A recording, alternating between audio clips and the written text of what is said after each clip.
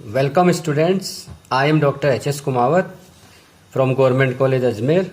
जैसा कि हमने प्रीवियस क्लास में रेजिडेंशियल स्टेटस देखा था, आज हम देखते हैं एग्जेम्प्टेड इनकम। इनकम टैक्स में एग्जेम्प्टेड इनकम को सेक्शन 10 में बता रखा है। एग्जेम्प्टेड इनकम मीन्स ऐसी इनकम जो टोटल इनकम में भी इंक्लूड नहीं की जाती और जिस पर टैक्स भी नहीं लगता। मीन्स ये इनकम एग्जेम्प्टेड है, जिसको न तो टोटल इनकम में शामिल किया जाता है और न ही उस पर टैक्स लगता है। इसमें ऐसी इनकम्स को दो भागों में बांटा है, एक तो फुल्ली एग्जेम्प्टेड और कुछ होती है पार्टली एग्जेम्प्टेड। फुल्ली एग्जेम्प्टेड तो नाम से ही क्लियर है, फुल्ली एग्जेम्प्टेड है मीन्स इसमें कुछ भी राशि टोटल इनकम में ऐड नहीं करेंगे। दूसरा है पार्टली एग्जेम्प्टेड मीन्स इसको टोटल इनकम में तो इंक्लूड करते हैं, लेकिन औसत दर से टैक्स में छूट मिलती है, मार्जिनल रिलीफ मिल जाती है। अब हम देखते हैं कौन कौन सी ऐसी इनकम है जो फुल्ली एग्जेम्प्टेड है। तो इसको हम अलग कैटेगरीज में 5 कैटेगरीज में डिवाइड करते हैं। तो फर्स्ट कैटेगरी में देखिए आप, सभी करदाताओं के लिए एग्जेम्प्टेड इनकम, यानी जितने भी एसएससी है सभी एसएससी के लिए ये इनकम एग्जेम्प्टेड है। करदाता जैसे इंडिविजुअल हो, एचयूएफ हो, फर्म, कंपनी, कोई भी करदाता हो, और एम्प्लॉय हो, नॉन एम्प्लॉय हो, सभी करदाताओं के लिए यह इनकम एग्जेम्प्टेड है। आपने सुना भी होगा कि इंडिया में एग्रीकल्चर इनकम टैक्स फ्री है, तो क्लियर है ना। तो अब देखते हैं हम कौन कौन सी इनकम एग्जेम्प्टेड है जो सभी करदाताओं के लिए एग्जेम्प्टेड है। कृषि आय, सभी की सेक्शन क्या है 10, जैसे मैंने यहाँ बताया आपको 10(1), 10(2), 10(8), 10(10)(b), 10(11), तो सभी की सेक्शन 10 है।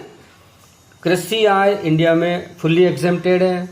ऐसा ही एचयूएफ, हिंदू अनडिवाइडेड फैमिली, उससे कोई इनकम या राशि प्राप्त होती है, वह भी फुल्ली एग्जेम्प्टेड है। पार्टनर्स को फर्म से कोई इनकम होती है, जैसे प्रॉफिट में हिस्सा मिलता है पार्टनर को, तो वो फुल्ली एग्जेम्प्टेड है। ऐसे ही सहकारी तकनीकी सहायता कार्यक्रम से संबंधी कोई रेम्युनरेशन मिलता है, वो भी एग्जेम्प्टेड है। भोपाल गैस रिसाव त्रासदी के पीड़ितों को कोई राशि प्राप्त होती है, वह अंडर सेक्शन 10(10)(b) के अंतर्गत फुल्ली एग्जेम्प्टेड है। और हमको जैसे LIC से कोई राशि प्राप्त होती है तो वो भी एग्जेम्प्टेड है। PPF से कोई राशि प्राप्त होती है, एग्जेम्प्टेड है। सुकन्या समृद्धि खाते से कोई राशि प्राप्त होगी, वह भी फुल्ली एग्जेम्प्टेड है। NPS नेशनल पेंशन स्कीम से कोई राशि प्राप्त होगी, फुल्ली एग्जेम्प्टेड। प्रतिभूतियों एवं जमा राशियों, जैसे कोई सिक्योरिटीज है या हमने कुछ FD करा रखी है, तो उनसे जो इंटरेस्ट मिलेगा उसका भी आगे हम देखेंगे। स्कॉलरशिप, सांसदों एवं विधायकों के भत्ते, पुरस्कार व पारितोषिक, ऐसी बहुत सारी इनकम है। मैं भी एक एक बताता हूँ आपको डिटेल में। जैसे फर्स्ट देखते हैं हम एग्रीकल्चर इनकम। तो इंडिया में एग्रीकल्चर इनकम पूर्ण रूप से एग्जेम्प्टेड है, लेकिन यदि फॉरेन में स्थित है कृषि भूमि तो फिर टैक्सेबल होगी, और वह रेजिडेंशियल करदाता होने पर।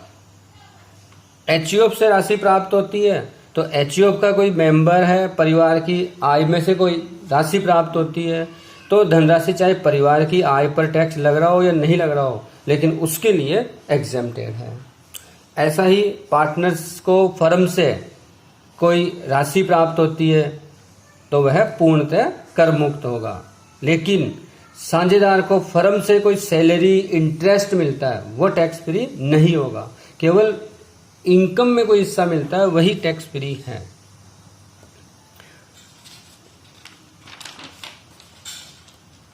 और मैं आपको बता रहा था ना, ये प्रतिभूतियों एवं जमा राशियों पर ब्याज, तो इन्होंने अलग अलग वो प्रतिभूतियां दे रखी है। तो निम्नलिखित ब्याज और दूसरे जो भुगतान है वह फुल्ली एग्जेम्प्टेड है। जैसा सेंट्रल गवर्नमेंट द्वारा निर्गमित ऐसी प्रतिभूतियां, बॉन्ड्स, इन्यूटी सर्टिफिकेट, सेविंग सर्टिफिकेट्स और कोई जमा है तो उस पर जो ब्याज है वह टैक्स फ्री है, फुली एग्जेम्प्टेड है।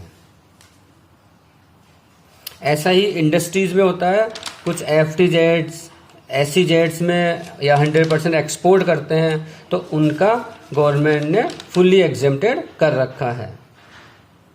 जैसा कि हम देखते हैं ना, एक फ्री ट्रेड जोन में कोई नया बिजनेस एस्टेब्लिश करता है, FTZ में नया बिजनेस एस्टेब्लिश करते हैं तो वह भी सेक्शन 10 में उसको बेनिफिट मिलता है।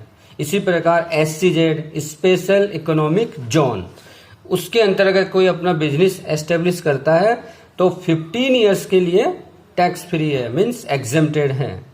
या कोई 100% एक्सपोर्ट के लिए प्रोडक्शन करता है तो उसकी इनकम भी एग्जेम्प्टेड है। ये तो थी सभी करदाताओं के लिए, ये तो थी आपकी सभी करदाताओं के लिए एग्जेम्प्टेड इनकम। नेक्स्ट कैटेगरी हम देखते हैं एम्प्लॉइज के लिए, यानी कर्मचारी करदाता, एम्प्लॉइज के लिए एग्जेम्प्टेड इनकम। तो एम्प्लॉइज को सैलरी मिलती है, अलाउंसेज मिलते हैं, परक्यूसिट्स मिलती है, अदर बेनिफिट्स मिलते हैं। तो कौन कौन से बेनिफिट्स यहाँ एग्जेम्प्टेड है ये देखिए आप। ट्रेवल असिस्टेंस, यदि वो कोई ट्रैवलिंग करता है और उसमें एम्प्लॉयर उसको कोई सहायता देता है मॉनेटरी, तो वह एग्जेम्प्टेड है। भारतीय नागरिक को विदेश में देय भत्ते और अनुलाभ, यदि कोई है तो भारतीय नागरिक लेकिन फॉरेन में उसको कोई अलाउंस या परक्यूसिट्स मिलती है, वह एग्जेम्प्टेड होती है। इसी प्रकार नियोक्ता से जो ये आय दे रखी है वह भी एक लिमिट दे रखी है। आगे हम देखेंगे, जब सैलरी वाला चैप्टर देखेंगे तब आपको क्लियर हो जाएगा। लेकिन अभी हम देख रहे हैं एग्जेम्प्टेड इनकम, तो ग्रेजुटी, एक मुश्त pension, PL encashment on the time of retirement, या कोई छटनी होती है उस समय कोई कंपेंसेशन प्राप्त होती है तो वह भी एग्जेम्प्टेड है। कोई VRS ले लेता है, वॉलेंट्री रिटायरमेंट, तो उसको जो राशि प्राप्त होती है वह भी टैक्स फ्री है, एग्जेम्प्टेड है। ऐसे स्टैट्यूटरी प्रोविडेंट फंड और ये प्रमाणित provident fund, approved superannuation fund, उससे कोई राशि प्राप्त होती है वह भी एग्जेम्प्टेड इनकम मानी जाती है। और हाउस रेंट अलाउंस, सैलरी के चैप्टर में आपको समझ में आएगा, HRA, हाउस रेंट अलाउंस में हम कैलकुलेशन करते हैं। ऐसे ही ट्रैवलिंग अलाउंस, कन्वेंस अलाउंस, और अंडर सेक्शन 10(14)(1) में यदि कोई ड्यूटीज के कारण कोई विशेष भत्ता उसको मिल रहा है वह भी एग्जेम्प्टेड इनकम होती है। और कोई पर्सनल वे में उसके एम्प्लॉई के कोई निजी वे होते हैं और एम्प्लॉयर उसके हेतु कोई अलाउंस देता है तो वह भी एग्जेम्प्टेड इनकम मानी जाती है। हमने फर्स्ट कैटेगरी देखी थी सभी करदाताओं के लिए एग्जेम्प्टेड।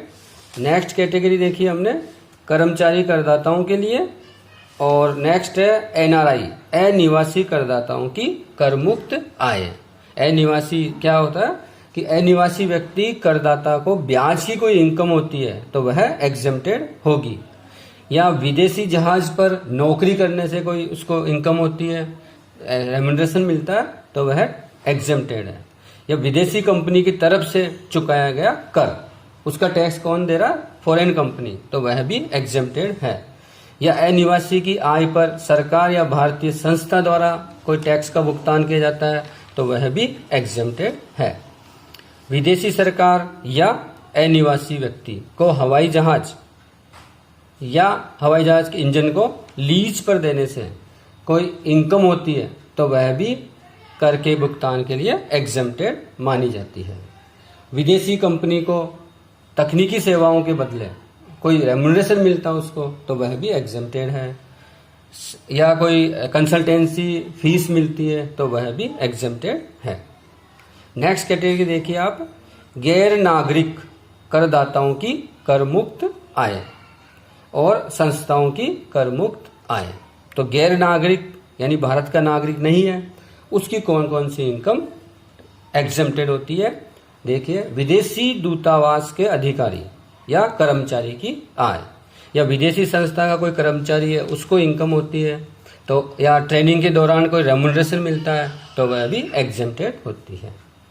और संस्था मतलब जैसे कोई लोकल अथॉरिटी है, इसलिए तो हम देखते हैं लोकल अथॉरिटी स्थानीय सत्ता की आय, इट में भी हाउस प्रॉपर्टी से इनकम हो सकती है, कैपिटल गेन से हो सकती है, अदर सोर्सेस के हम आगे देखेंगे सेक्शन 10-20 तब समझ में आएगा।